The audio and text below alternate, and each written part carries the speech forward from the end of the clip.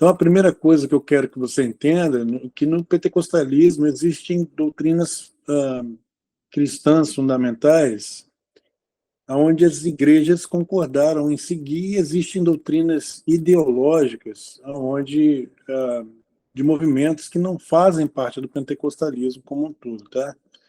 Então, essa maldição hereditária é é a última das 4 doutrinas ensinadas entre a primeira onda pentecostal e a terceira onda pentecostal americana na década da década de 70, tá, gente? Então, e no Brasil ela vai fazer parte aí da terceira onda neopentecostal, onde os missionários dos movimentos exportados dos Estados Unidos vai trazer esses ensinamentos que influenciaram aí o meio evangélico brasileiro pelos seus ministérios de libertação. Essa doutrina, ela age de baixo como um pilar para sustentar uma outra doutrina e um movimento. Entende? Então, essas novas doutrinas e ensinos têm uma ênfase de um novo sistema de crescimento de igreja, que ali já na década de 90, pelo meio ali estou falando do Brasil, né? No Brasil, ali por meio dos movimentos G12, Ministério de Libertação, eles mudaram a prática eclesiástica ali da igreja brasileira nessa época, né? Então, falando ali sobre as 3 primeiras doutrinas, a primeira foi formulada no início ali de 1800 por um homem chamado John Wilson. E essa doutrina ela foi conhecida como a doutrina da identidade cristã, tá? Então essa doutrina surgiu em uma posição ideológica chamada realismo britânico, aonde ela foi introduzida como uma ciência combinada ali com uma teologia e foi uma fusão de doutrina pseudo-histórica ali, tá? Então, John Wilson ele faz um estudo da língua inglesa e, basicamente, ele chega à conclusão de que a língua inglesa ela evoluiu do hebraico ali e os seus argumentos ali, dentro dos seus argumentos, o John ele disse que os povos de língua inglesa eles são descendentes das 10 tribos de Israel, né? Aquelas tribos perdidas. E porque ele acreditava que os ingleses era uma evolução dos hebreus ali, né? Então, é um pensamento do século XVIII, ali em 1800, século XIX, começo do século XIX, mas é um pensamento, para você entender a cabeça deles, é uma coisa meio esquisita que vocês vão entender. Então, dentro dessa doutrina, ele fala dessa história geracional humana e um conflito entre 2 raças, tá?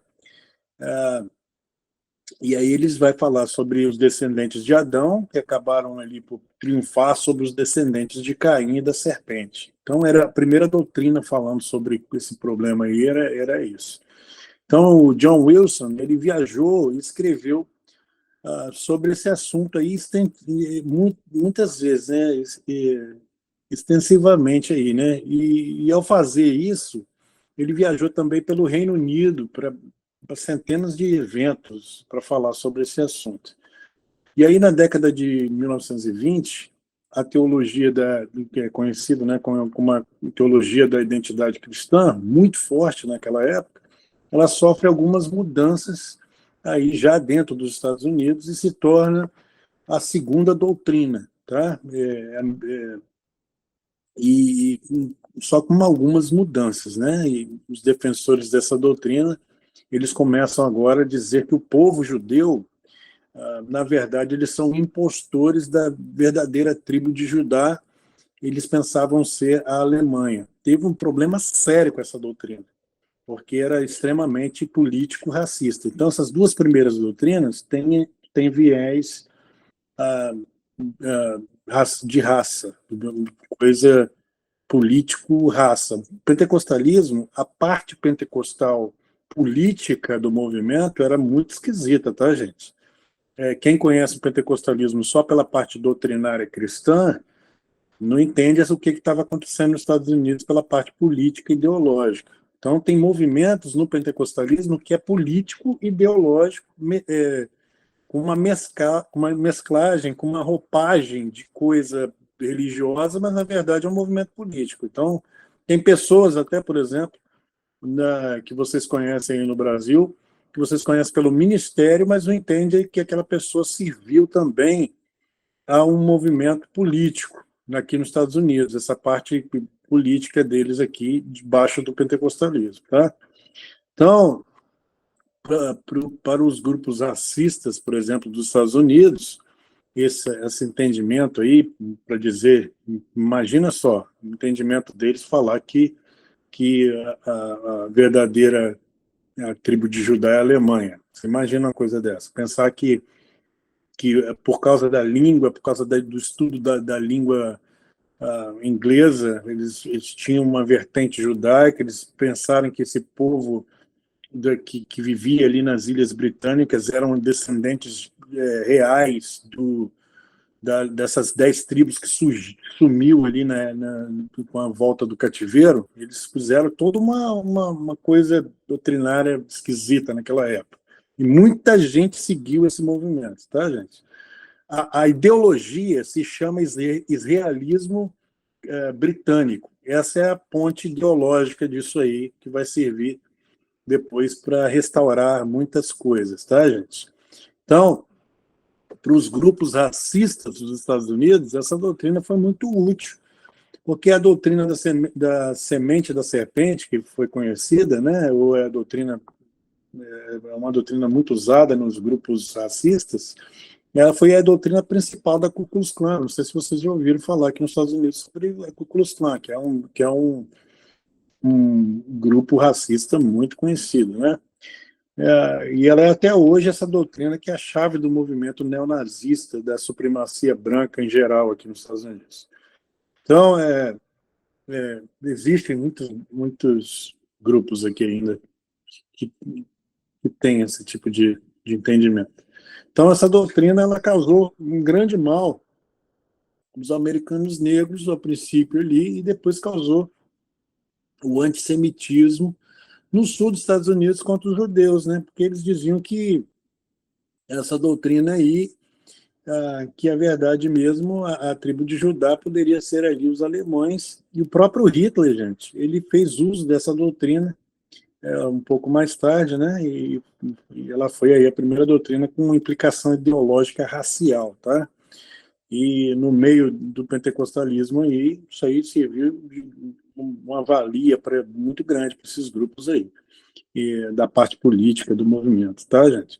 Então ele funcionou como um elitismo mesmo, e aonde colocava os americanos e os ingleses em um lugar avantajado aí na sociedade e na religião, tá? Então, para quem nunca entendeu que o pentecostalismo tinha essa vertente política, religiosa, foi terrível isso aí, tá, gente?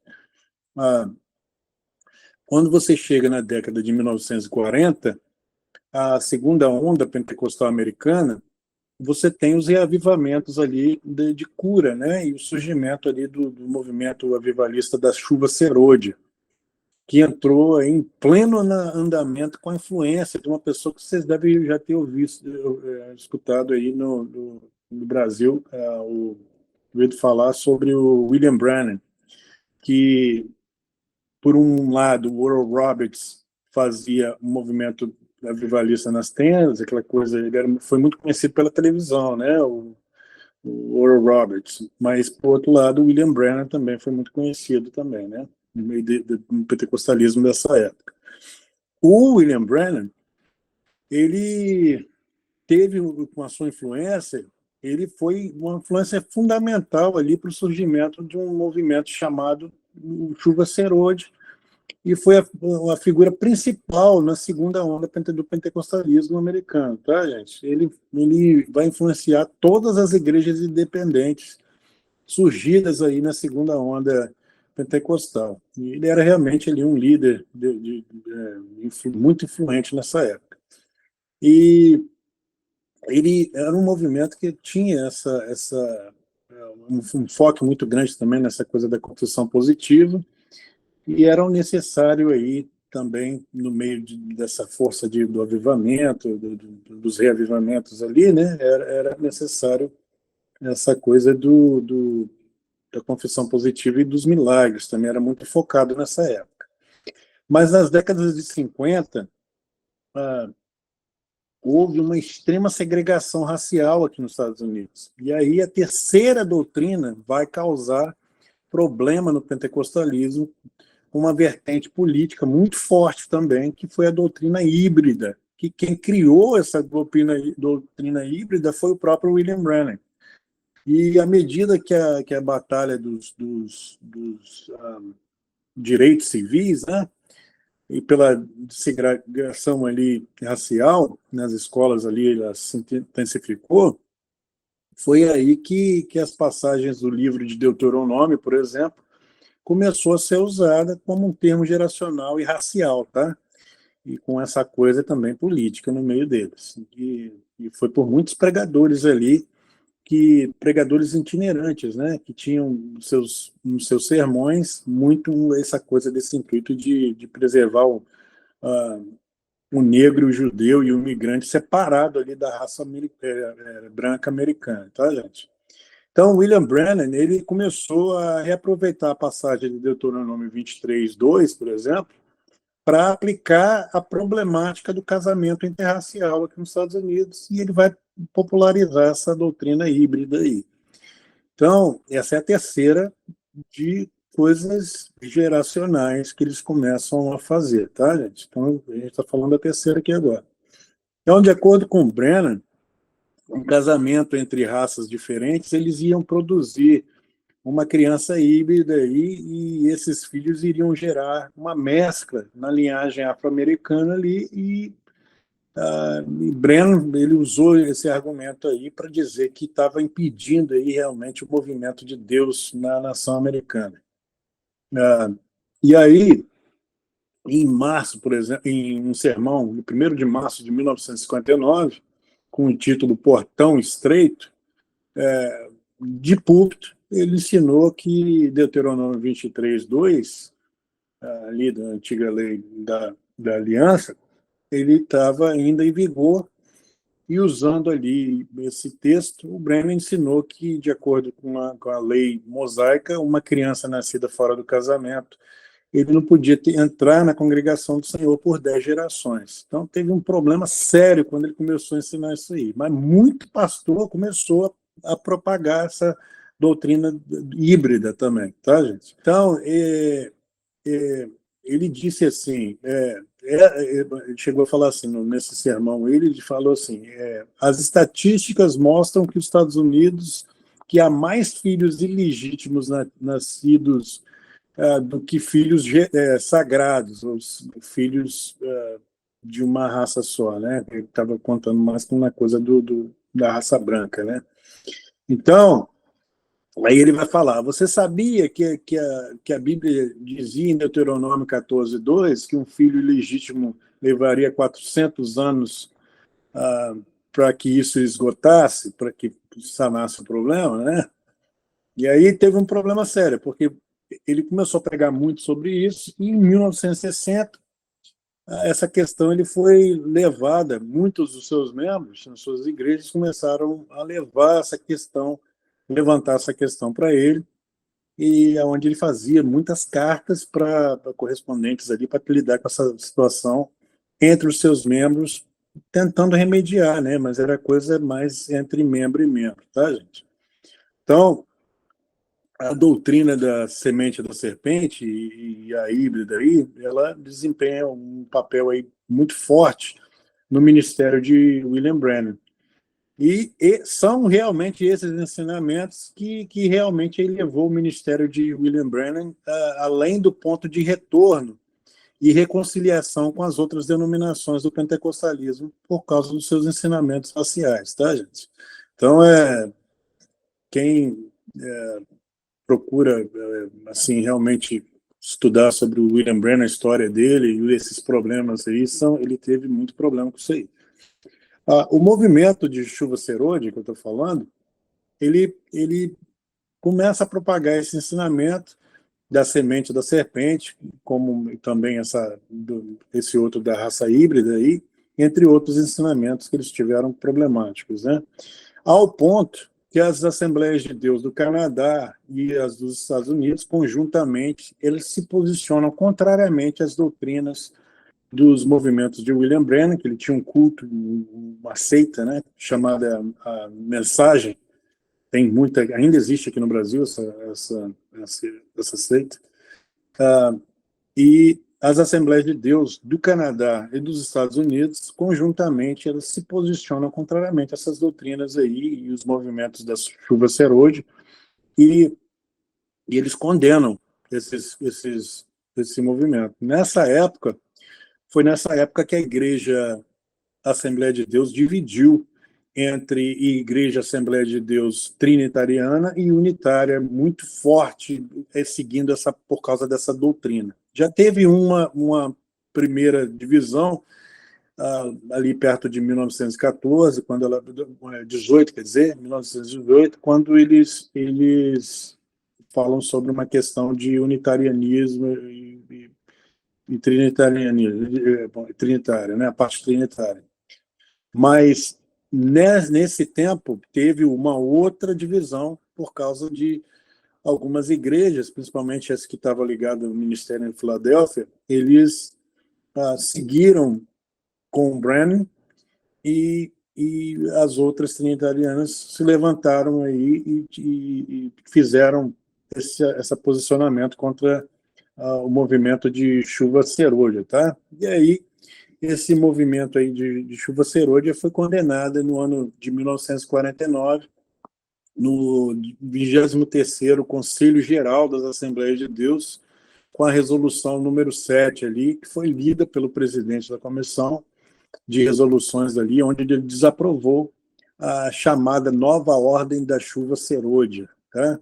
Então, aí nessa posição aí, as igrejas da Assembleia de Deus, ele está dizendo assim, resolveu-se que desaprovamos aqueles ensinamentos e práticas extremas que, sendo biblicamente infundadas, servem apenas para quebrar a comunhão de fé e, igualmente, preciosa, e tendem à confusão e divisão entre os membros do corpo de Cristo, e fica aqui conhecido isso no 23º Conselho Geral, que desaprova a chamada Ordem da Chuva Serôdia. Então, essa que foi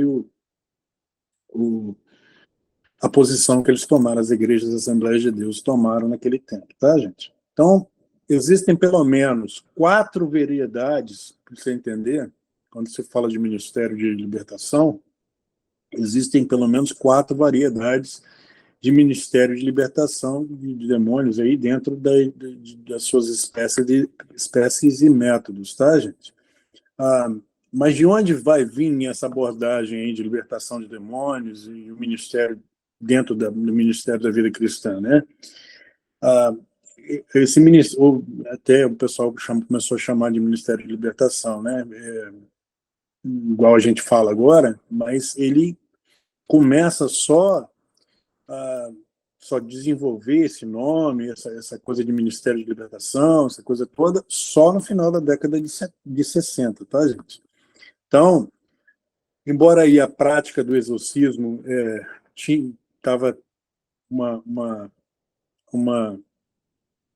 começando a ter uma popularidade ali em vários momentos na história da igreja, o uso realmente ali do exorcismo como meio de realizar uma espécie de santificação ali no meio das condições do meio do evangelístico ali, foi essa parte de ministério de libertação foi uma inovação muito recente nessa época, tá, gente? Então, os primeiros carismáticos que foram os primeiros a popularizarem essa nova visão de guerra espiritual, tá? E muitos dos carismáticos ali, no meio deles mesmos, começaram a repudiar também essa prática no meio deles, dentro dos próprios carismáticos, tá? Então, a primeira ali, no meio evangélico, você vai ver no começo desse movimento aí, que eles começaram a fazer esse movimento de libertação, né? Agora, A mais popular é a do movimento dos pastores, tá, gente? Que é onde a gente vai falar bastante aqui hoje. Então, o movimento dos pastores é quem traz a força, essa. Eu vou falar dos quatro aqui para vocês entenderem. O movimento dos pastores é a que ficou popular no meio do meio evangélico. E a última é essa que a nova reforma apostólica vai estar fazendo agora. Mas as duas mais populares no nosso meio, com prática, é a do movimento dos pastores por Derek Prince e a última pela nova reforma apostólica. Tá? Então, o movimento dos pastores torce ali no seu Ministério de Libertação, onde os seus métodos de ensino pelos seus pastores, por exemplo, Derek Prince, que vai ser a base para a terceira variedade ali ensinada pelo seminário de Fuller.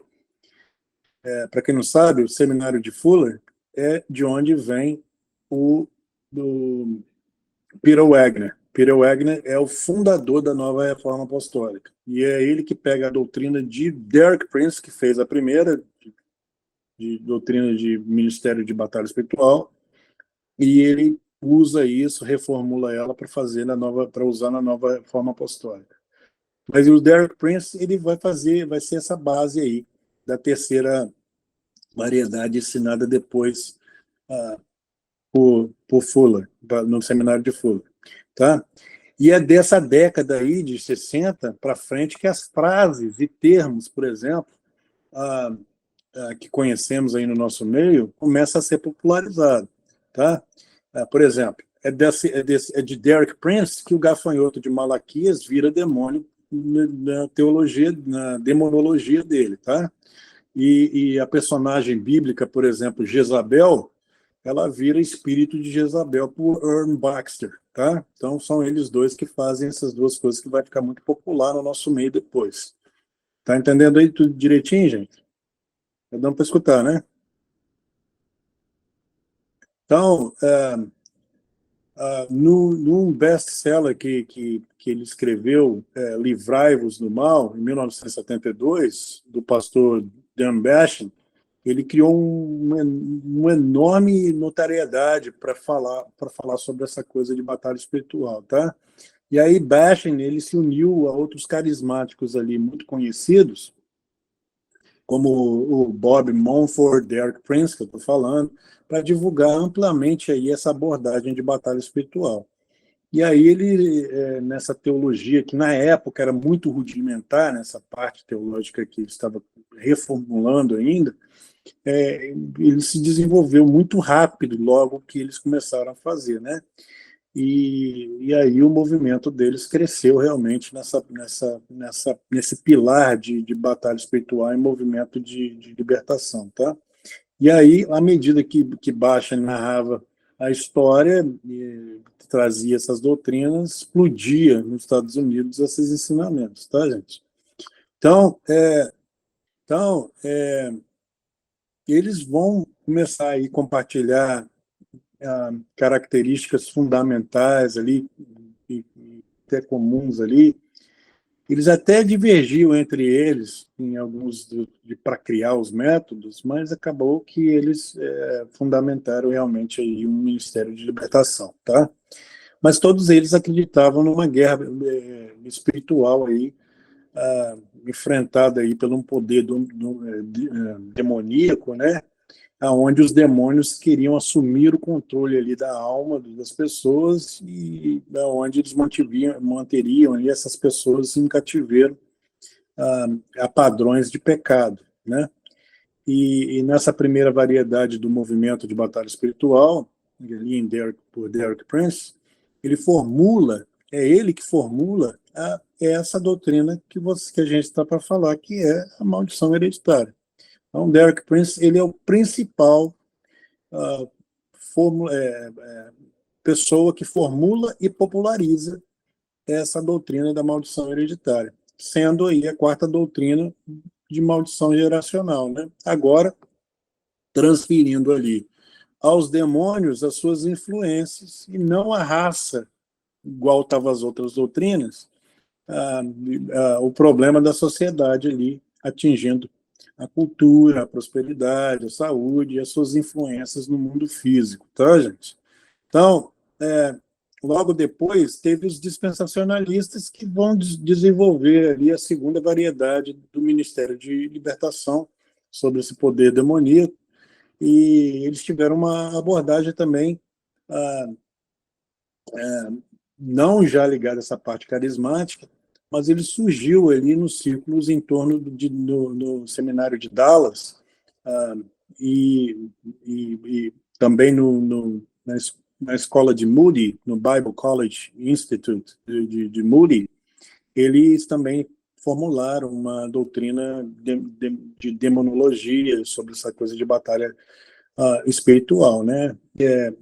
Os livros mais conhecidos dessa época aí foi The Adversary, em 1975, por exemplo, de Mark Bulberg, Mary Unger. Mary Unger escreveu um livro chamado What Demons Can Do to Saints, em 1977. Ele vai popularizar, ele era muito bom em ser escritor também, tá, gente? Outro que veio também escrevendo foi o Fred Dixon, onde ele escreve um livro dizendo Demon Possession and the Christian, a possessão demoníaca e o cristão, tá?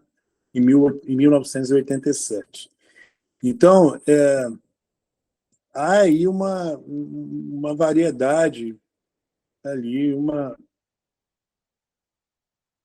coisa assim, meio mais contida do que o outro movimento, mas era mais ligada a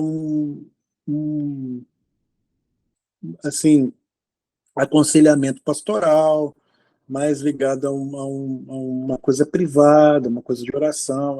Eles tinham mais eles eram mais tranquilos nisso aí, tá? E aí eles vão articular a sua teologia de uma forma muito clara, né? Mas melhor do que a dos carismáticos, mas o sistema deles era mais bíblico, tá? A terceira variedade, você vai ver que surge com a chamada terceira onda pentecostal, e foi centrada ali realmente em torno do seminário de Fuller que eu tinha falado com vocês, né? E esse seminário de Fuller também usou muito um movimento muito conhecido nos Estados Unidos chamado Vineyard, videira, né? E com John Wimber, né? Os líderes muito conhecidos aí, e um deles, John Wimber e Cyril Peter Wagner, que também morreu, eles formulam um outro tipo de ministério e de influência demoníaca no plano espiritual, né? Ali tem John Wimber, tem Cyril Peter Wagner, ali tem Charles Kraft, John White, lá tem, e eles pegaram muita coisa, uns pedaços de coisas de Wayne Grudem, mas eles estão ligados mais a esse povo ali que eu estou te falando, tá, gente? Esses nomes que eu te disse. Então, essas ênfases deles eram mais distintas, tá, gente? Eles começam a falar sobre sinais, maravilhas. Ele vai falar sobre eles estão ligados muito a uma coisa mais ampla, mas um crescimento de igreja, missões. Eles têm uma visão maior dessa coisa de influência demoníaca no mundo, né? Então, essa variedade aí e vai caracterizar essa ideologia teológica que vai centrar ali nessa coisa de reino, né? E teve uma coisa muito forte, essa preocupação com o evangelismo multicultural, tá, gente? E aí, com essa noção de espíritos territoriais, por exemplo, que o Peter Wagner adota de Derek Prince, ele começa a trazer pilares diferentes dessa doutrina de... Acho que abri um microfone. Dessa doutrina de influência demoníaca sobre cidades, regiões. Então, e aí eles têm essas noções aí, que onde os demônios eles têm uma influência sobre governantes, né, que mantêm cidades, regiões inteiras em cativeiro, e a incredulidade ali através do pecado e tal. Então eles têm uma outra ênfase, uma coisa mais governamento de lugares de influência na sociedade, tá? Então, então é desse ensinamento que primeiramente aí as missionárias, por exemplo, a Neuza Tioca, e que estudou aos pés do Peter Wagner, e ela volta ao Brasil e introduz o método de batalha espiritual, mapeamento espiritual, e nomes ali, demônios brasileiros, né? Eu conhecia Neuza Tioca, uma pessoa muito boa, entendeu? Uma pessoa, ela morreu tem pouco tempo agora, mas conheci pessoalmente, sei dos seus ensinamentos. Ela conversava muito com o pastor da minha igreja, de uma igreja que eu pertenci, né? Mas ela, estudando debaixo de Peter Wagner, ela pega uma outra noção, essa última noção de, uh, de influência no Ministério de Libertação, dessa forma que o Peter Wagner teve, que era meio... O Peter Wagner, depois a gente vai falar sobre ele. Ele já tinha uma noção totalmente... ele deixou a parte bíblica de lado mesmo, né? Então, ele teve... parte teológica de Peter Wagner não era... Embora tenha sido professor em Fuller, o próprio Fuller Seminary, o seminário de Fuller, tinha muito problema de implicação racial, problema de implicação política, problema de implicação teológica. Então, o próprio seminário de Fuller foi influente nesses pastores que criaram esses sistemas mais tarde, tá, gente? Então, esse tipo de ministério de libertação ele vai dar suporte, por exemplo, ao Evangelho da Prosperidade, da Confissão Positiva, onde, através das suas mentorias, pagas realmente ali, os seus adeptos vão fazer mapeamento espiritual, regressão, vai fazer para obter sucesso, na verdade, aí, contra esses poderes malignos, né? E esse movimento de libertação e batalha espiritual onde eles vão conseguir fazer, através desses métodos espirituais, lutar contra esses demônios. E mas esses métodos permanecem aí insustentável em termos bíblicos, tá, gente? E teológicos e práticos também, que a gente vai ver mais tarde, tá, gente? Então, o último dos movimentos de batalha espiritual é um outro que foi caracterizado também evangélico, mas uma pessoa que foi muito famosa nesse método daí foi o Neil Anderson, do Ministério de Liberdade em Cristo, né? O Freedom in Christ Ministries. E ele escreveu um livro que era The Bondage Breaker, né? Quebrantador de amarras, né? Em 1990. Outro também que escreveu muito também nesse movimento foi o Timothy Werner, da Escola Evangélica Trinitariana também. E ele escreve um livro chamado Batalha Espiritual, né, Spiritual Warfare, e em 91 também foi muito popular nessa época aí. E aí é onde esse movimento demonstra suas características do pensamento aí de libertação de demônios em uma perspectiva mais evangélica, mais tradicional também. E na sua abordagem eles têm uma ênfase mais na autoajuda, para te falar a verdade. Eles falam muito da parte bíblica, da verdade bíblica, mas é mais nessa coisa de...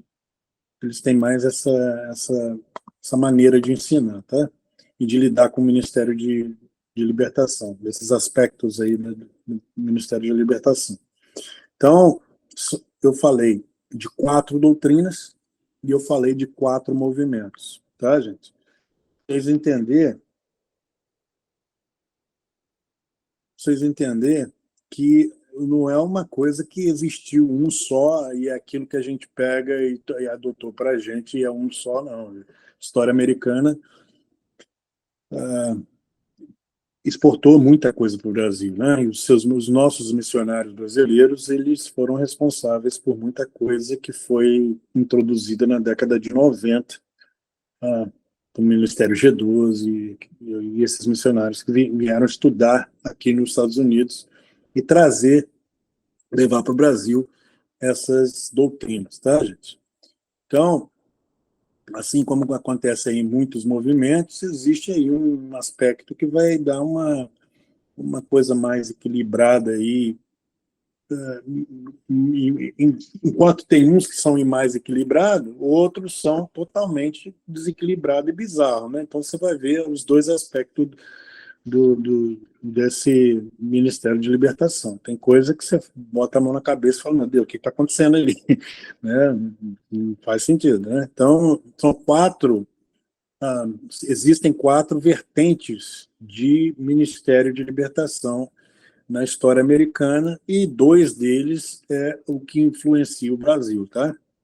Então, é o da Reforma Apostólica e o do primeiro, que era do Derek Prince com os seus ensinamentos. E dos seus ensinamentos tem esses ditos populares que a gente está no nosso meio até hoje, né? Onde realmente ali coisas são introduzidas na nossa cultura e meios evangélicos que a gente não tem gente que nunca parou para estudar história denominacional e a culpa também eu vejo que é problemática aí dos livros que não foram traduzidos ainda, a gente fica sem saber do resto da história, tá? Como eu sou professor de história da igreja aqui nos Estados Unidos, eu não tenho esse problema, eu tive que correr atrás também para saber, né? Para entender o que estava acontecendo, porque eu vou atrás de onde surgiu, como surgiu, por quem surgiu, e aqui nos Estados Unidos realmente tem como você pegar até nome, data, endereço, né? Então não tem como correr disso aí. Então, até aqui deu para entender, gente? Existem 4 doutrinas, 4 ministérios, desenvolvimento de doutrina, tá entendendo ou não? Essa parte política, deu para entender, gente? Até agora? Então, é uma coisa que a maldição hereditária, ela vai ah, surgir ali no Brasil na década de 90, né? Ela entra... por que, por exemplo, você que é brasileiro, você que tem anos e anos de vida cristã, você sabe que no, no Brasil você não vai ter essa influência desse Ministério de Libertação antes da década de 90, né? Se você for parar para pensar aí, nem livros, nem nada, a gente tem essa influência. Só depois da década de 90 que a gente começa com essa influência, né? Então, na década de 90, um livro que ficou muito popular, por exemplo, no meio evangélico, não sei se alguém lembra aqui, foi um livro chamado Este Mundo Tenebroso. Não sei se alguém lembra desse livro. Minha mãe me deu para ler na época. Ele fala aí de um mundo que se retrata aí numa ficção cristã, né? Mais parecido aí com aquela da pegada carismática, mas onde os demônios estão ali espreitando por toda parte ali para trazer confronto, né? Tinha uns confrontos espetaculares no livro, né? Não sei se quem lembra desse livro, Este Mundo Tenebroso. E é nisso aí que começa a trazer um papel de demônio territorial, né? Então era uma ficção do Peretti, né? O Frank Peretti. Ele dava aí uma nítida divisão entre os não cristãos demonizados ali, endemoniados, e os cristãos cheios do Espírito Santo, né? Mas o Peretti chegou a falar publicamente que ele estava até assustado, né, consternado com o fato de que algumas pessoas tivessem ali tornado a ficção dele, por exemplo, em um guia literal para uma teologia de vida cristã e batalha espiritual, ministério de batalha espiritual. O pessoal estava usando o livro do próprio Frank Peretti para fazer isso naquela época. era muito novo, né, tudo, né, no Brasil naquela época. Então, ele mesmo se levanta para falar uma coisa dessa aí. Ele fala, mas, gente, vocês estão usando isso para uma coisa que eu escrevi como um romance, e vocês estão fazendo disso uma ferramenta para a batalha espiritual. Então, voltando ao Ministério de Libertação de Derek Prince, gente, o que nos interessa aqui realmente ali é a doutrina da maldição hereditária, tá? E como é que entra o contexto dessa doutrina aí, onde ela vem existir, tá? Um pouco antes da morte de William Branham, o seu companheiro ali de ministério, Baxter, ele, depois da condenação que eu te falei aí das Assembleias de Deus e das igrejas pentecostais ali, contra as igrejas unitarianas, o movimento, e esse movimento aí também da chuva serôdia, né? Ele se distanciou do William Branham, tá, gente? E aí ele se ajunta a Derek Prince, e alguns anos depois ele convence o Derek Prince a se juntar a um grupo de pastores em Fort Lauderdale, na Flórida, bem perto aqui de casa. E aí o Derek fez parte de um movimento muito famoso aqui nos Estados Unidos, que se chamava ali o Movimento dos Pastores, né? Um movimento que ganhou um impulso muito, muito forte na década de 70 e na década de 80. Então, os pensamentos, por exemplo, teológicos ali, eles levaram as novas ideias a serem introduzidas realmente ali no neopentecostalismo, né? E aonde eles estavam ali procurando novas maneiras, por exemplo, de fazer igreja, tá, gente? A influência, por exemplo, do legado do movimento de pastoreio no neopentecostalismo deixou raízes e práticas, e até esses ditos populares, que está no nosso meio até hoje, tá? Então, a rede de discipulado aí, pioneira, com esses 5 professores, né, esses 5 pastores, né, o Charles Simpson, o Bob Mumford, o Derek Prince, o Don Bashan e o Warren Baxter, eles, com a sede ali em Fort Lauderdale, né, aqui na Flórida, eles trazem muitos dos novos conceitos aí, né? E alguns desses conceitos chaves desse movimento de pastoreio, eles impactaram aí os pentecostais. E como que o movimento neopentecostal, e qual que foi uma das coisas que vai acontecer na nova reforma apostólica também depois? É a submissão à autoridade gigantesca que aconteceu, a liderança masculina sendo enfatizada de uma maneira extrema, a eclesiologia deles era uma coisa também problemática, o treinamento de formação pastoral também, eles tinham muito essa coisa meio... Tudo que eles fizeram demais e tiveram problema, né, nessa parte da política da igreja deles ali. E aí eles enfatizaram também muito essa coisa do ministério pastoral, né, mas mais ligado a essa parte mais... uma visão mais apostólica e tal, mas mais não usava o termo apostólico, mas usava o termo pastoral, tá, gente? E aí tinha uma das forças do movimento dos pastores é o Ministério de Libertação, tá? Então esse movimento neopentecostal ali, ele assumiu esse legado dessa revelação aí extra-bíblica, é aí que, nossa, fica muito ruim no nosso neopentecostalismo, no meio das igrejas neopentecostais, essa ênfase numa revelação extra-bíblica, tá? E aí eles começam a influenciar muito aí, e aonde vai trazer para depois, para a nova reforma apostólica, eles vão raptar um termo que vai ser chave para essa coisa dessa influência extra bíblica aí. Então, depois a gente vai falar sobre isso aí. Então, essa sua grande influência nesse movimento aí dos pastores era a submissão à autoridade, que vão ser responsáveis pela espiritualidade ali, enfatizando ali os dons espirituais, mas uma forma mais operacional ali na vida dos crentes, mas a doutrina das maldições hereditárias foi uma que ficou muito popular nesse movimento. E aí a maneira de governar essa igreja, esse movimento ali da década de 70, mais precisamente aqui realmente ali na Flórida, ela começa a expandir para tudo quanto é lado. E aí ela vai para a Austrália, vai para a África, né? Cresceram demais lá na Austrália e na África, e depois para o resto do mundo, né? E aí ele vai popularizar os seus ensinos através do Ministério de Libertação, confissão positiva, prosperidade cristã e autoridade pastoral sobre os seus membros, tá? Então, entenda, gente, o contexto que não é igual ao do Brasil, tá? O contexto da sociedade americana, a sua cultura de dessegregação, essa separação racial, era muito diferente dos Estados Unidos, do Brasil, tá? Nesse contexto brasileiro. Então, foi somente aqui, por exemplo, em 1971 até 73, que começa aí os Estados Unidos a resolver essa questão racial, tá, gente? Então, tinha muito caminho para ser percorrido ali ainda entre a aceitação das outras raças, entre brancos americanos e outras raças no meio deles, uma coisa normal, né?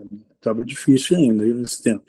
Então, havia um vazio, por exemplo, em alguns as pessoas que viviam nessa época, na maneira de se discipular, tá?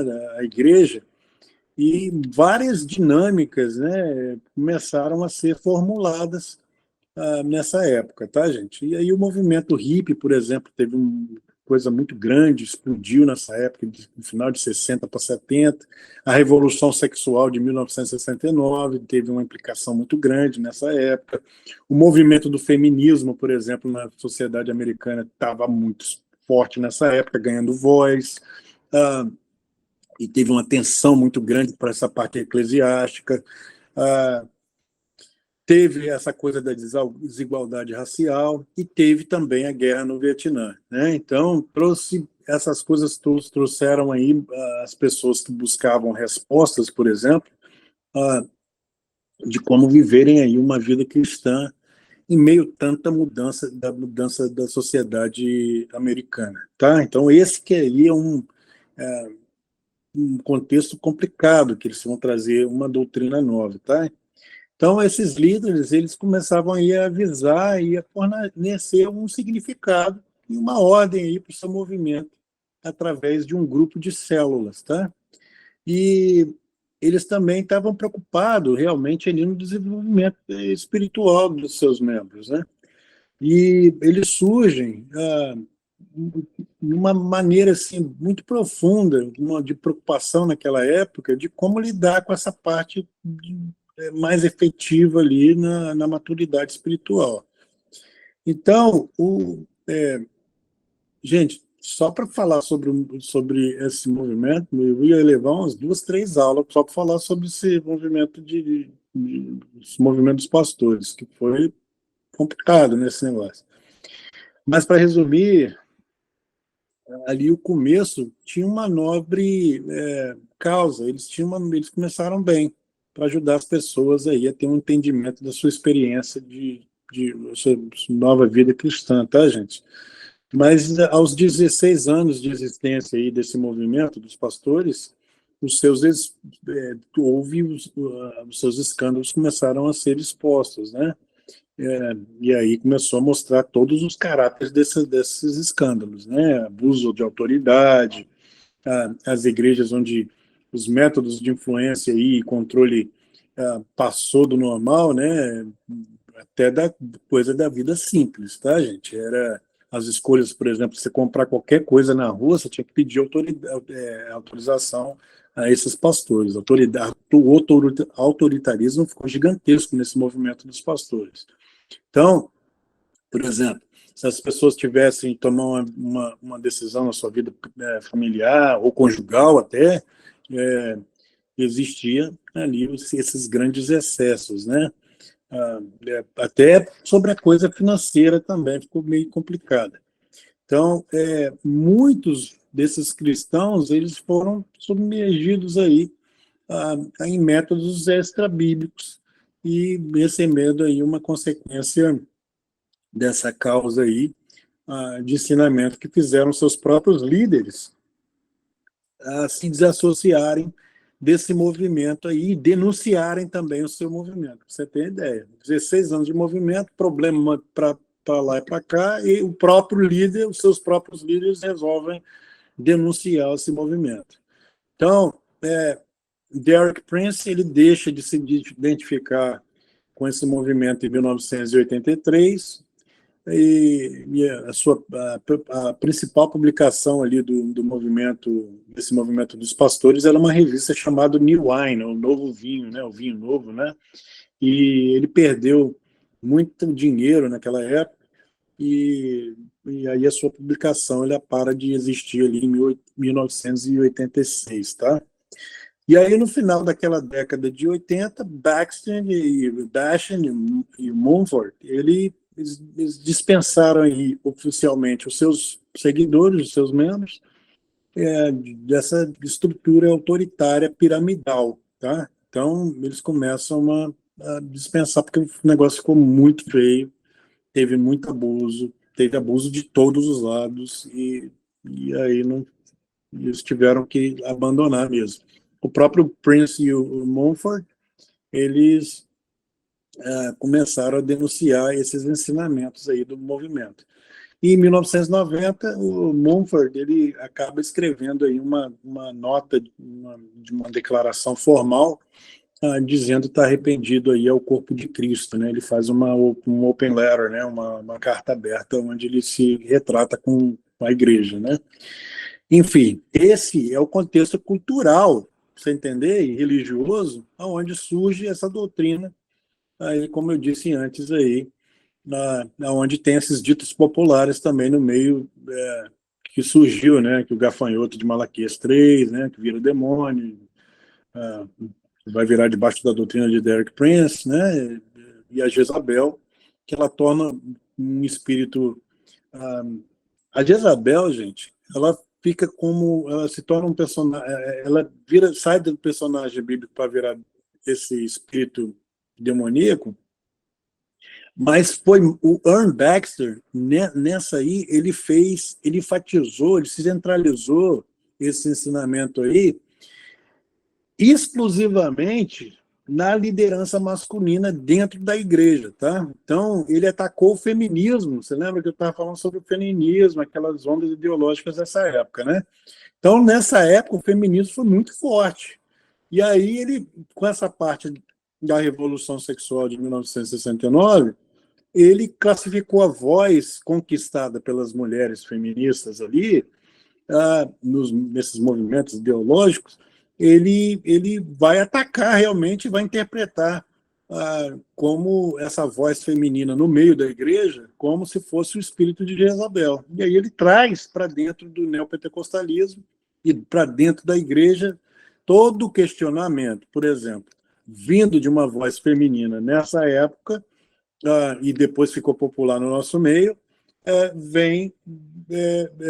vira aí contra uma voz feminina, contra uma voz feminina, de autoridade no meio da igreja, vira o tal do espírito de Jezabel, tá? E se tiver na época também, se tivesse uma questão de ordem, por exemplo, um questionamento, ele era chamado de espírito de rebelião, né? Então, ou servia para um lado ou servia para o outro. Se houvesse questionamento, era espírito de rebelião, e se houvesse um questionamento de uma mulher para um pastor, a mulher estava com o espírito de Jezabel. E ficou muito popular no nosso meio até hoje, né? Então, vem dessa época aí, essas duas pessoas que fazem essas duas diferenças aí. Então, no cenário aí, das igrejas neopentecostais, por exemplo, que tem essa grande influência aí no que se tornou popular nos círculos das igrejas pentecostais, tá? Brasileira, ali na década de 90, com esse conceito de maldição hereditária. Gente, eu não vou tratar dessa coisa toda hoje, eu vou ter que fazer 2 aulas, tá? Porque eu vou entrar na parte bíblica, e quando eu entrar na parte bíblica, eu vou ter que... vai ter a parte bíblica e vai ter que ter também... vocês entenderem a maneira que eles aplicam e a parte da defesa bíblica e o que é realmente eu explicar para vocês as doutrinas. Quando se fala de maldição hereditária, gente,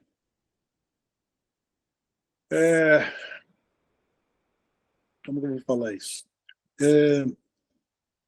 Primeira coisa, quando se fala de maldição hereditária, é imprescindível você entender a doutrina da justificação, da santificação e da justificação e da salvação. São essas doutrinas, santificação, justificação, santificação, elas te dão uma base sólida para você entender a suficiência de Cristo e aquilo que ele conquistou na cruz do Calvário. Entendeu? Quando essas posições ideológicas, políticas, constroem debaixo de um posicionamento doutrinário, de uma base doutrinária, igual isso aí, o Ministério de Libertação, você tendo um entendimento real do que é a justificação bíblica, o que é a salvação, o que você consegue na salvação e o que você consegue na justificação e na santificação, quando você compara uma coisa com a outra, você vê que a suficiência de Cristo na cruz do Calvário não chega nem perto, para te falar a verdade, né? Mas você tem que conhecer essas doutrinas, né, gente? E já, para quem não conhece, já passou da hora de conhecer, né? Eu vou estar falando das doutrinas aqui também, tá? Eu vou estar explicando quais são essas doutrinas também bíblicas e os versículos que eles usam para lidar com essa doutrina da maldição hereditária, tá bom, gente?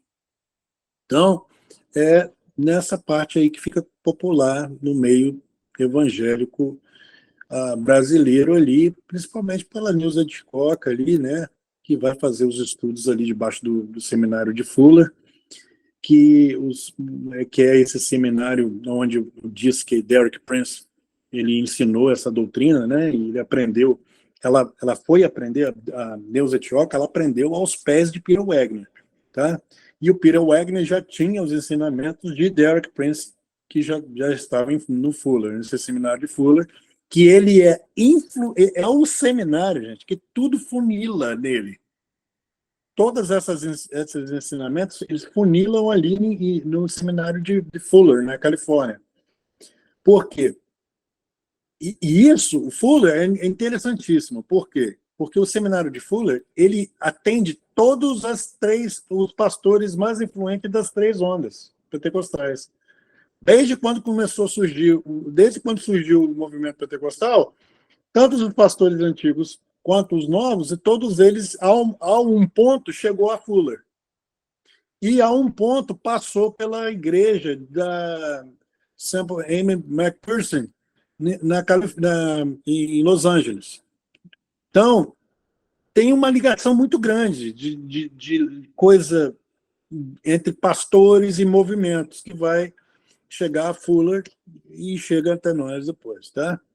Então, a Nilza Tioca, ela estudou ali nesse seminário de Fuller, debaixo de Peter Wagner, e ela vai trazer ali ao Brasil e vai popularizar muito essa coisa da batalha espiritual ali também, fazendo mapeamento, né, de nomes de demônios, por exemplo, afro-brasileiros ali, e as suas influências e etc. Né? Valnice Milhomes também trouxe, popularizou demais, né, esse Ministério de Libertação e as suas influências de livros são extremamente populares. Aquele Ministério de Fitas dela, de intercessão dela, foi muito forte no Brasil nessa época.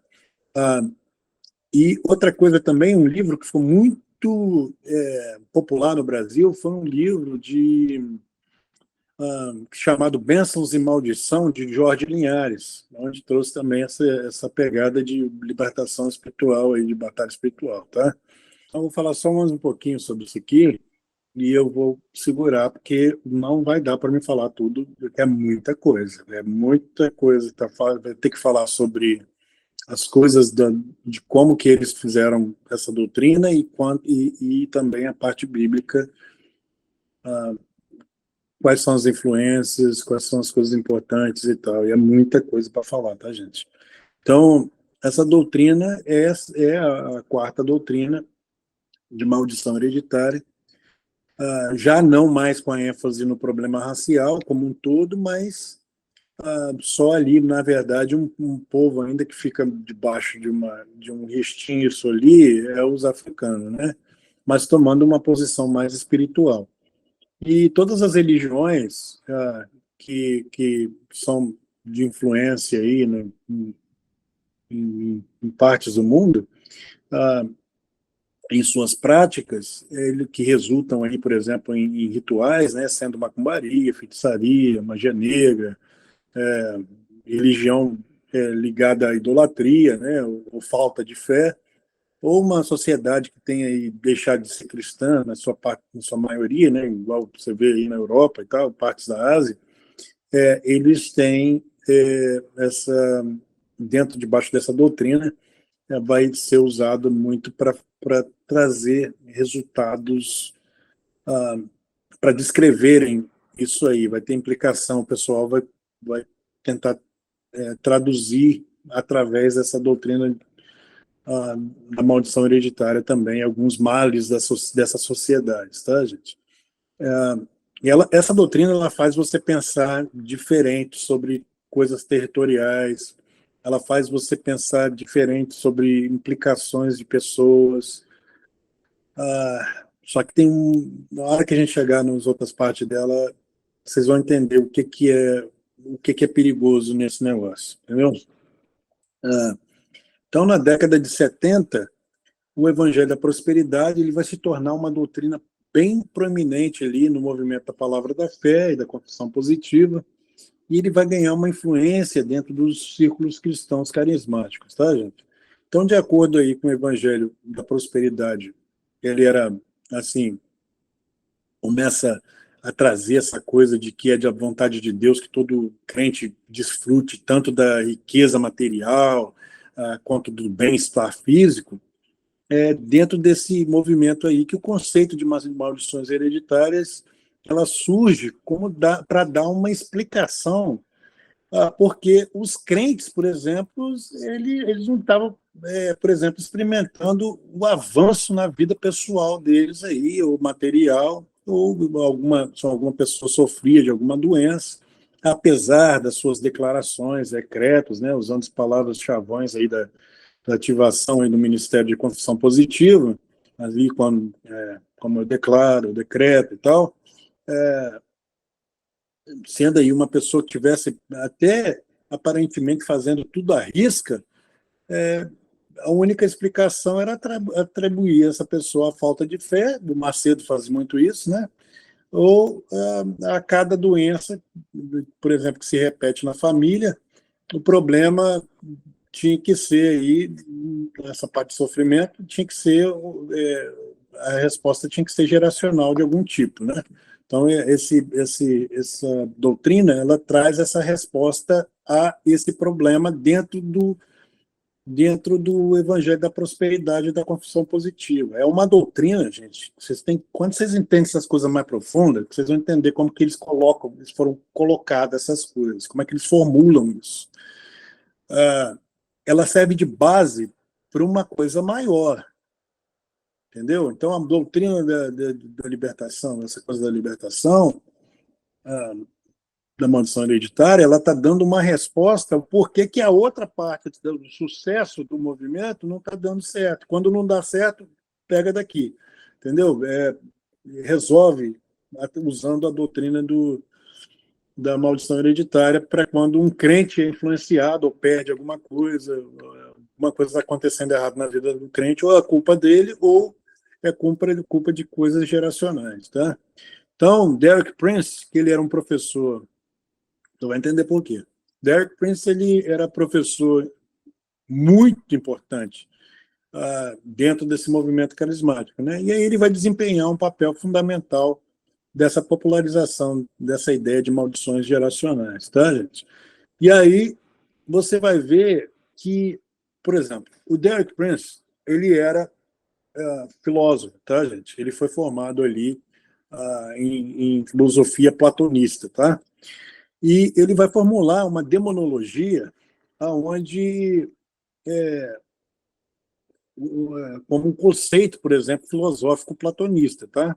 E aí ele vai explicar a influência do mundo transcendental, nessa parte platonista, da parte espiritual. Essa parte espiritual representados pelos demônios, para essa demonologia que ele vai construir, com a influência dos seus males demoníacos no mundo físico, tá? Sobre as pessoas, sobre os lugares e tal. Então, Derek Prince, ele formula uma doutrina platonista mesclada com a parte religiosa para trazer uma explicação de como os demônios e os seus males agem no mundo. Por que, que o cristão sofre esses males? Ele traz uma resposta no meio disso aí. Tá? Tem livros dele aí, tem coisas que, meu Deus do céu, não dá para... Só graça, não dá para entender como que um cara vai tirar algumas coisas da maneira que ele trouxe. Né? Mas é assim que ele tenta explicar como o cristão vai realmente sofrer essa influência demoníaca ali, sendo opressão, depressão, oposição e destruição de coisas, de bens materiais, né, ou fracassos pessoais, tá? Então, de acordo aí com seus ensinamentos, os desafios ali que os crentes eles estavam enfrentando hoje em dia, eles podem ser consequências de pecados cometidos nos seus antepassados, tá? Então, esses ensinamentos aí, ele encontrou um caminho muito fácil dentro das igrejas cristãs da época, e aí fez com que os crentes eles tiveram realmente aí, ficaram reféns da ideologia, mas dessa posição doutrinária das maldições hereditárias, né? E desse controle também, né? Foi muito forte. Essa doutrina tem um controle muito forte na mente de pessoas que não sabem, às vezes não entendem por que está passando por certas coisas, tá, gente? Então, a gente vai estar lidando com todas as pontas disso, não tem problema não, fica tranquilo. Então, uma outra parte dessa crença é uma má interpretação bíblica, tá? Então, Derek Prince, como nos outros movimentos anteriores que eu estava explicando, ele faz as suas formulações doutrinárias voltando ao texto do Velho Testamento e usa Êxodo, Deuteronômio, Números, né, e formula aí essa doutrina para explicar os porquês dos cristãos eram atingidos por influências demoníacas, né? E ali nos textos do Velho Testamento, sob a base aí dessa doutrina, ele formula em cima de Êxodo 20, capítulo 20, versículos 5 a 6, Números 14, por exemplo, e 14, 18, né? E Deuteronômio 5, 9, né? E aí esses textos aí são usados corriqueiramente por uso para fundamentar realmente a doutrina da maldição hereditária, tá? Até aqui tudo bem, gente? Então, eu acho que é melhor parar por aqui, porque aqui é onde eu vou começar a entrar na parte bíblica e do próprio Derek Prince, né? Mas, tipo assim, muita coisa para vocês pegar de uma vez só, porque eu dei a parte histórica, dei uma pincelada nessa parte ideológica política, mostrei essa parte popular, entendeu? Mostrei essa coisa do que estava acontecendo na época aí, né? Mostrei os 4 movimentos, mostrei as 4 doutrinas, mostrando que essa aí é a 4ª doutrina formulada, né? Então, este conteúdo são muito profundo para quem escuta a primeira vez. Então, assim, não é na primeira vez que de repente você vai conseguir absorver o suficiente para abrir melhor o teu entendimento. Porém, tire um tempo depois que esta aula ficar editada, postada lá no YouTube. Se esse tema realmente te interessou, vai lá outra vez, busque com calma, separe um tempo para você, vai lá no canal do YouTube. Essa ferramenta é justamente para te ajudar.